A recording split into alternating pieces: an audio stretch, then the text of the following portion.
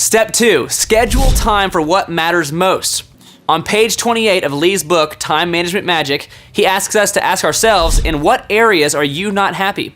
What don't you like about your life? What don't you like about your health? What don't you like about your job, your friends, relatives, and your salary? What is the biggest problem in your personal life? What is the biggest problem in your work life? And what are you going to do about it? Lee says that you must make time for what matters. You'll never find the time. You basically encourage everyone to start asking themselves something that at first could seem negative. It says, in what areas are you not happy? Can you talk about why that's so important?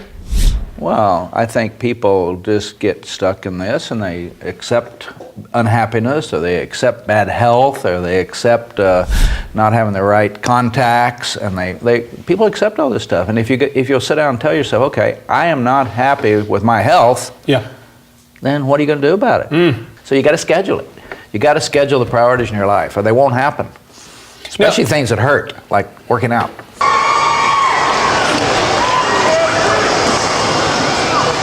You know, you got all these things. If you don't get balance or rhythm in your life, you're not spending time. You got the right amount of time with your children, the right time with your wife, the right time with your health, the right time with your investments. You got it. All this comes together to create either a pretty good life or a pretty sad life if you let one of those get away from you. If you get really rich and you lose your family, or you lose your health.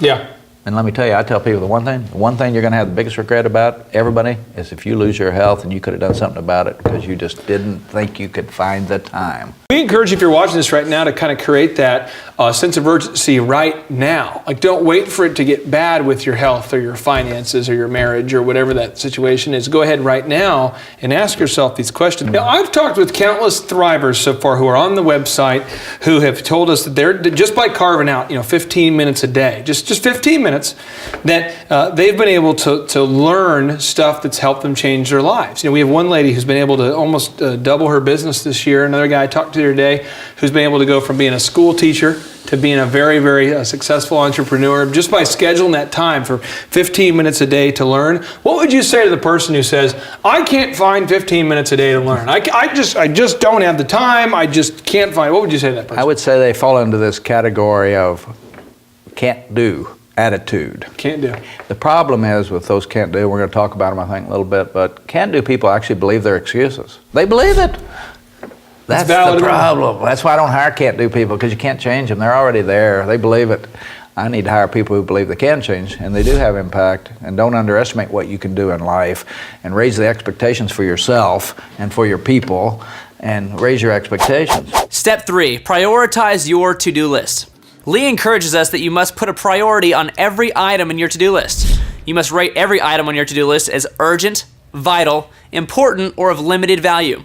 What stuff on your to-do list is urgent? What stuff do you absolutely have to get done today or at a certain time? What stuff on your to-do list is vital to your success? Maybe it's a long-term project, but there's a big payoff at the end, so you've got to get started. What items on your to-do list are important? Maybe they don't have to get done today, but they're important enough that you need to get them done in the next 7 to 10 days.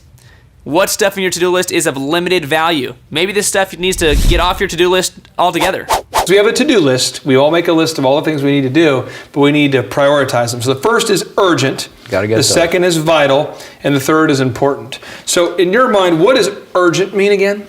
Urgent is it's been imposed by you, or it's been imposed by your boss, or your wife, or one of your people calls you and said, I need to hear from you by 10 o'clock this morning because I need to have an advance on my pay, and please call me right away. It's urgent. So those are pretty simple. They're urgent because they're urgent. Urgent's the most important. Yeah. And I think about urgent as it needs to be done by a certain time. It's already been determined, or by sometime today it's got to get done. Can't wait till next week. And vital's the second category, and that is stuff that needs to be done, but maybe not today.